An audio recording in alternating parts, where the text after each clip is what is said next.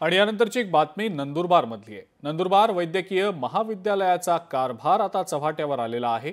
परिसरातल्या तलावात उपचाराधीन रुग्णाचा मृतदेह आढळल्याचा धक्कादायक प्रकार घडलाय। वैद्यकीय महाविद्यालयात उपचार घेत असलेला रुग्ण हा बेपत्ता झालेला होता। प्रवीण बाविस्कर असं मृत रुग्णाचं नाव आहे। आरोग्य यंत्रणेचे नंदुरबार जिल्ह्यामध्ये कसे 3-13 वाजले याचं हे उत्तम उदाहरण समजलं जातंय। अत्यंत धक्कादायक अशी ही सगळी घटना।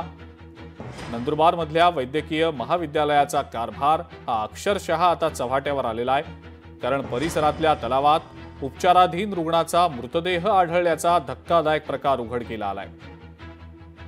वैद्यकीय महाविद्यालयात हा रुग्ण उपचार घेत होता आणि त्यानंतर तो बेपत्ता झालेला होता। प्रवीण बाविस्कर असं या मृत रुग्णाचं नाव आहे।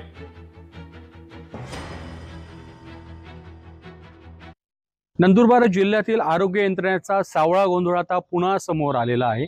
याच हॉस्पिटलमध्ये सरकारी रुग्णालयामध्ये प्रवीण बाविस्कर नावाचा रुग्ण हा उपचार घेत होता, परंतु 2 दिवसापासून हा रुग्ण बेपत्ता असल्याची माहिती समोर आली होती आणि आज याच रुग्णाचा हॉस्पिटल समोर असलेल्या तलावामध्ये मृतदेह आढळून आलेला आहे। एकंदरीतच पाहायला गेलं तर 2 दिवसापूर्वी शहादा या ठिकाणी देखील एका वृद्ध महिलेचा उपचार न मिळाल्यामुळे मृत्यू झालेला होता।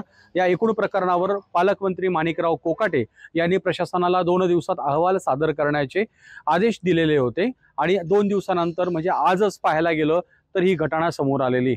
एकूणच काय तर नंदुरबार जिल्ह्याच्या एकूण परिस्थितीमध्ये आता प्रशासन काय नेमकी कारवाई करते, या संदर्भात कोणावर जबाबदारी निश्चित करते हे पाहणं महत्त्वाचं ठरणार आहे। कॅमेरा पर्सन शब्बीर खाटिकसह विशाल ठाकूर, नंदुरबार।